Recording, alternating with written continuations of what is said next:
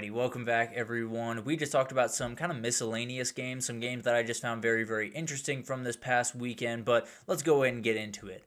My top 25. The first one that I'm doing this year, and I will continue to do it every single week going forward. Don't really get the whole preseason slash early season polls. I tend to believe week 4 is right around the sweet spot. So that's where we are. We just finished week 4, and I got a top 25 for you. Let's start with my 20 through 25. Let's start with 25 just to make this easier. Washington. I think they're the most criminally underrated team in the country. The defense definitely does need some work, but when you have Damon Williams, Jonah Coleman, Denzel Boston, and all of the guys they have offensively with Jed Fish calling plays, they're playing some really good football and deserve way more respect than they're getting. I think they're the 25th best team in the country, and that sets up a big-time matchup against Ohio State here pretty soon. Auburn at 24. I don't think they should have been knocked out for their loss to Oklahoma. That was a game where they probably should have won it if it was officiated correctly in some respects. So at the end of the day, I think they're in a great position going forward. That defensive line is an absolute nightmare to deal with. They got to get more from their quarterback. There's no two ways about that. But if they can get a little bit more from their quarterback, then they can do some really awesome things this year. TCU at 23. This is a team that continues to put together really good football. Definitely some things that I think they need to figure out on the defensive side of the ball. But at the end of the day, definitely a team that's going to be in the mix for the Big 12. Mississippi State at 22. Maybe a little bit too high for some people, but at the end of the day, this is a very good football team that got a massive win against Arizona State, and they continue to handle their business at a very high level. Kind of stumbled just a little bit this past weekend, but not by much. Really handled their business late, and that's an offense that I think can give people fits. They get Tennessee this upcoming weekend, so it could get interesting in a hurry. And then USC is my number 20 team. The offense is really rolling. The defense needs help, and that's kind of right, this is right in the realm where you'll see those teams that have one side of the ball that's absolutely incredible and one side of the ball that misses the mark by a margin. It's kind of where you see Iowa a lot of the time throughout the season. That's where I'm going to put USC for the time being. I think they're playing good football. Definitely some things they're going to need to up the ante on at the very least to continue their winning ways. But those are my 25 through 20. We got Washington, Auburn, TCU, Mississippi State, and USC. Now to my 20 through 16. Alabama is my number 20 team. They're starting to find it. Some of this is eye test. Obviously, they don't have the incredible win. They got the win over Wisconsin, but nothing absolutely remarkable. They just seem to start to be finding it. There's a little bit of the eye test, a little bit of how much I respect Florida State as well, but at the end of the day, I think that's a good football team. I think they will continue to find a groove. They got a huge one this upcoming weekend against Georgia, and we will definitely be locked in on that one on Wednesday. Michigan here at 19, a great win this past weekend. The pass game worries me. It looks like a football team that's going to do a lot of really cool things, and then they're going to run into a defense that can stop their run enough, and they're not going to be able to move the ball. So I'm a little bit worried about that offense. Definitely something to figure out. Texas here at 18. This resume is not top 25, plain and simple. There's no two ways about that. This is a little bit of me thinking that this team is going to turn the corner. This is also me thinking that defense is one of the very best in the country. So I do think this is a team that absolutely is in this realm of teams. Now, is the resume in this realm of teams? No, absolutely not. They don't have a massive win. They have that loss to Ohio State. But at the end of the day, I think in terms of how good they are, how good they can be, and the corners that I tend to believe that they're going to turn, I'm going to keep them here for the time being. If they start to play really good football, they beat Florida, they beat Oklahoma, they're going to fly up the list in a hurry. I can promise you that. For Tennessee, I got them at 17, one loss, but this team is absolutely for real. They do a number of things really efficiently. Love the passing game, obviously. The run game needs a little bit of work, but they're finding it slowly out over there. And the defense, once you get your Mod McCoy and Ricky Gibson back, you're going to be as good as just about anyone in the country. So not worried about that at all. Iowa State at 16, thought about dropping them a little bit after the Arkansas State performance, but that was bound to happen at some point for this team that has just been playing since week 0 and battling every single weekend. They get a bye week this week, or last week, excuse me, but now they're back in action, and this is a team that absolutely could be relatively fluctuating the rest of the way. I think that conference definitely makes for that, so we'll see what happens with them the rest of the way, but they just quietly taking care of their business, and I think I have them at 16 in the country. 15, Georgia Tech. I think this Georgia Tech team should be higher than they are on the list right now.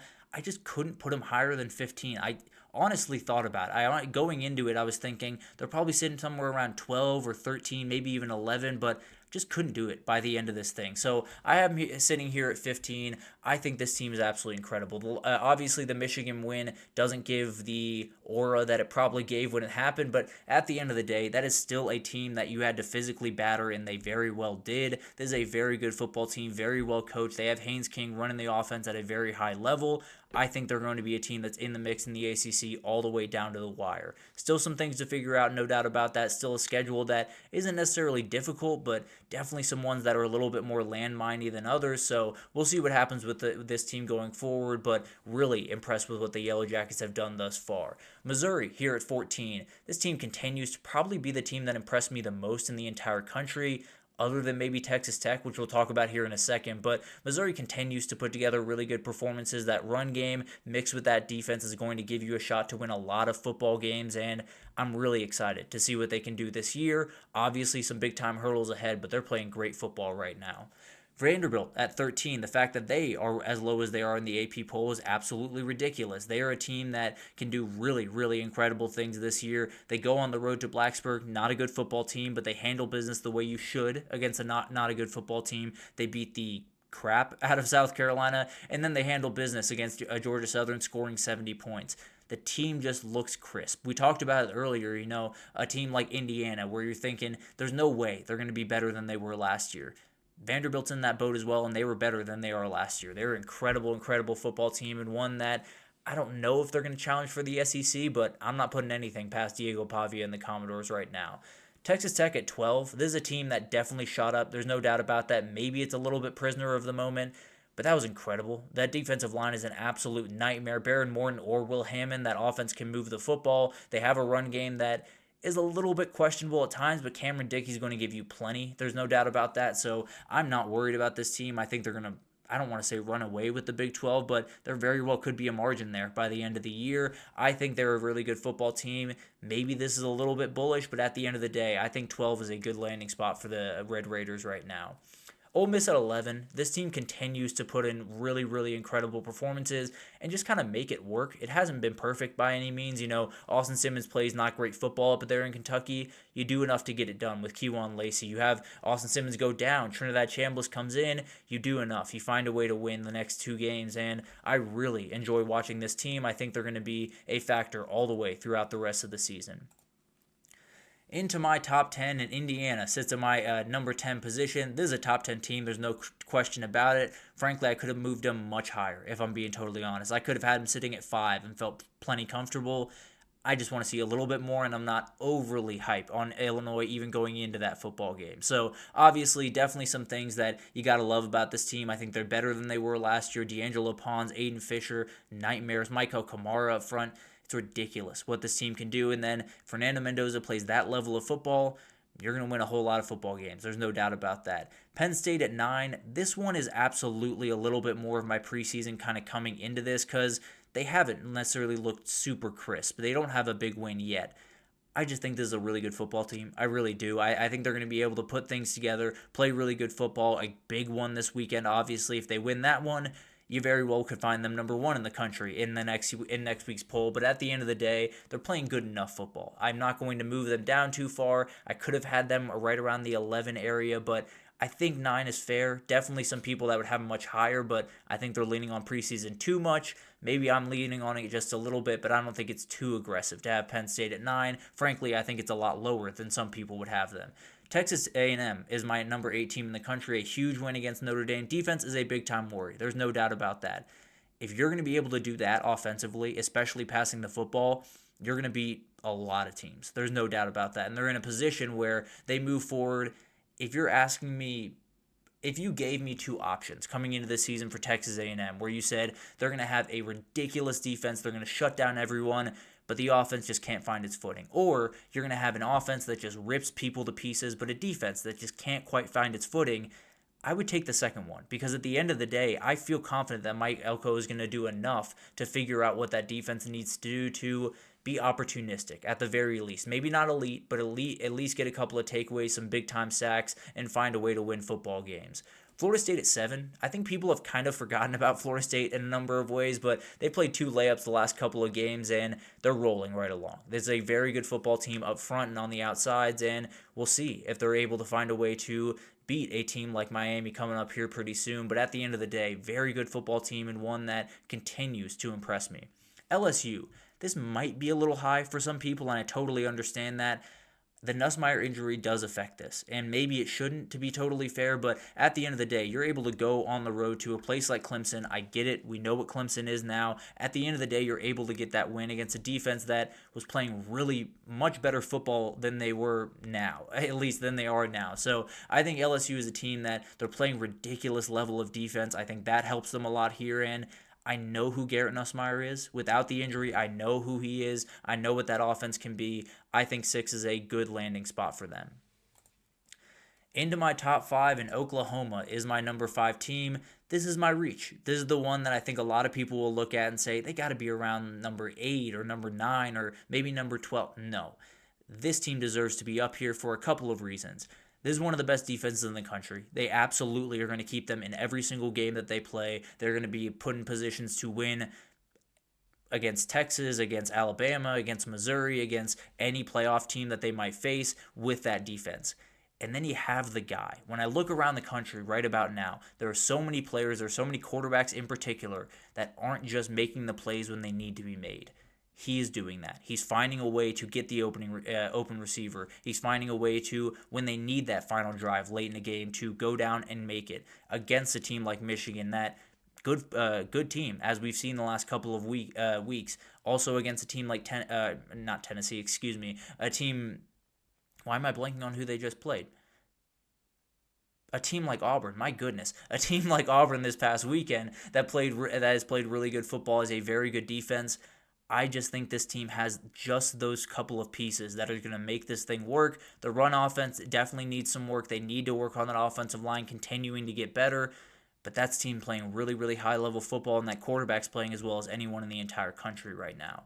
Oregon's my number 4 team. It's just outright dominance. No crazy teams, but no flaws as far as I'm concerned. A couple of sleepwalky performances in the first half of Northwestern and Oregon State, but at the end of the day, I'm not going to worry about that with Dan Lanning. That defense is ridiculous, flying around the field, and Dante Moore is executing that offense at a ridiculously high level. Georgia here at 3. Great win over Tennessee. Definitely some defensive issues, and I would get it if you wanted to flip them in Oregon and drop Georgia just a little bit lower. But the way that I look at it, I think this is a team that just has everything that they need. If that's the way that I want to put that, I think they have everything that they could possibly need. And like we talked about with A&M, a team that has the offense put together, the offense is exploding early on in the season, and the defense is a problem. I'm going to feel pretty confident that Kirby Smart's going to figure out that stuff. I believe I saw a stat from Jay Will over at the Film Guy Network, does a great job over there, talking about how when Kirby Smart gives up 40-plus points, the next game they don't give up 20. It's a ridiculously hard thing to do, but at the end of the day, Kirby Smart gets his defense ready. They improve throughout the season. I'm not going to worry about the Georgia defense. They're number 3 in the country right now. Ohio State, number 2, they look clean. They look really, really clean. A little bit of a slow start against Ohio. That's the only flaw of this football team. Very good team, and definitely one that will be in the national title conversation the rest of the way. Also, just watch Julian Sayin. It is so much fun to watch that guy throw the football. And then Miami is my number 1 team. This has been the most impressive team in the country. Period. End of story. I think they have the player that's playing the best in the country right now in Ruben Bain. They have a quarterback that is top 5 or top 6 in terms of quarterbacks in the country right now with Carson Beck. The wide receivers are stepping up. The offensive line and defensive line is probably the best duo in the entire country. It's a ridiculous group. There's no two ways about that. And it is a team that is going to be in this conversation deep into the season. They got a huge one against Florida State coming up here pretty soon. They win that one, they could very well be undefeated and the number 1 team in the country walking into the CFP. They're my number 1 team through 4 weeks of the college football season. Go ahead and rip it apart. There's no problem with that. There is a lot of different ways to go about it. I think Oklahoma might be a little high. Georgia might be a little high. Penn State might be a little low. There's arguments to be had all over the place. It is a crazy, crazy college football season. Early in the year, it's always going to be a little bit wild, especially with the rankings. And mine will probably move around quite a bit after this upcoming weekend because we got a lot of those teams facing off this upcoming weekend. And we'll talk about it on Wednesday. It is an incredible slate. It is about as good of a slate as you will ever see in the world of college football, and we will break it all down. I can promise you that. No two ways about that.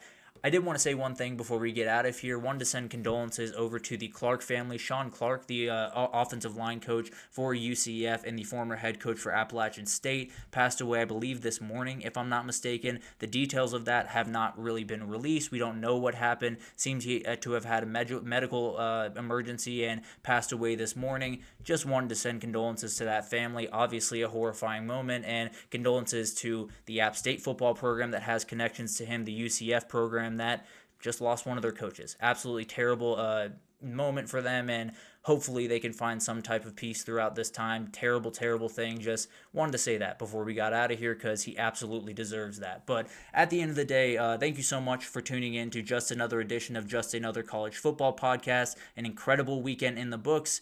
The one coming up is about 10 times better, as crazy as that sounds. We will get into it all on Wednesday. It's going to be a very long show because I got to give these games the proper love they deserve. Please do like, subscribe, comment. It's meant the world to me seeing these numbers continue to just slowly go up. Seeing a couple of comments, being able to interact with you guys means the absolute world to me. So please do like, comment, subscribe, do all of that great stuff. And I'll see you guys on Wednesday to break down just a ridiculous Week 5 slate.